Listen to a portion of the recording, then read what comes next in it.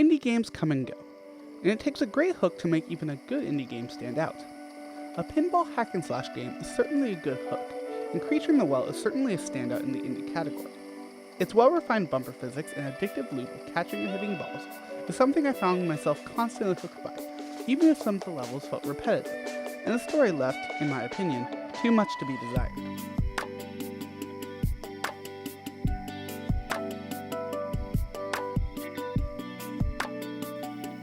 In Creature in the Well, you play as a robot engineer called Botsy, fixing a machine within the mountain to save a town from a sandstorm that has isolated it from the rest of the world. Along the way, you are constantly confronted by this strange monster, of which you only ever see its eyes and hands, that is attempting to stop you at every turn. But while there is this constant enemy, you never actually kill or fight an enemy in this hack and slash. Rather, you fight traps using your two swords and catch and hit mechanics to complete puzzles.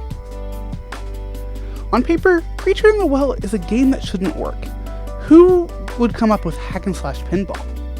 But hack and slash pinball is such an obscure idea that it is amazing, and using those mechanics to complete puzzles makes it even more obscure to the point of genius. The catch and hit mechanics are the highlights of this game by a long shot. You constantly have two sword-like items with you that are used for the two mechanics. You can collect various versions of these swords along the way, like dual swords that give you a line for where the ball will go when you catch it, or an axe that splits the ball in three whenever you hit it. These collectibles add more to customizing your gameplay style, and they are the best incentive for completing every possible puzzle, as they are generally unlocked by finding secret rooms. But the catching and hitting are important for more than just mindlessly bouncing balls off bumpers. Catching can collect balls that would otherwise hurt you, and in later levels, you're constantly using the mechanics while dodging harmful attacks from the creature or various traps. It adds another level of difficulty that frankly is what makes the game as interesting as it is.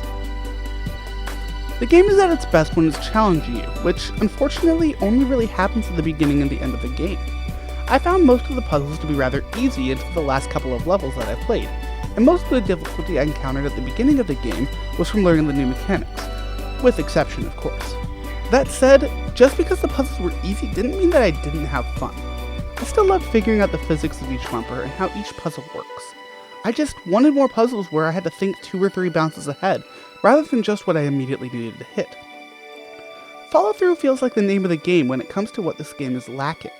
Certain concepts like the difficulty felt like they should have been doubled down on to make the game even more fun. Another one of these concepts is the story. There are some really cool ideas within the story, like why the creature wants a sandstorm, or why the local shopkeep hates the creature. There's even a lot of backstory and lore you can find for the engineers, but it never really comes to a satisfying conclusion. It just ends. A lot more could have been done with the story, and I wish there was just a little bit more done to conclude the various story aspects that they hinted at. Despite these gripes, the game is exuding with charm and character. The characters like Danielle or Roger T. Frog are great and fun within their roles in this dour world. Even the creature has its own charm to it, but I especially enjoyed the art style in this game. While levels can feel like they look the same, but just with different colors, I liked the consistency and thought it made a lot of sense for a machine-based environment with different sections color-coded. Plus, the actual entering of the mountain itself is one of the best looking moments I've seen in gaming this year.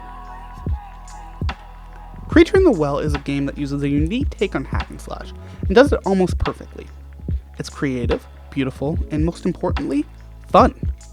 Despite being primarily an easy game, and absolutely having a huge difficulty spike at the end, I found myself enjoying every second I spent in the machine, and every second I confronted the creature. When I was frustrated, I didn't feel like the game was unfair. I just felt like I messed up. This game was fun in every aspect for me, and that's exactly what I wanted to see. It's why I very much enjoyed Creature in the Well.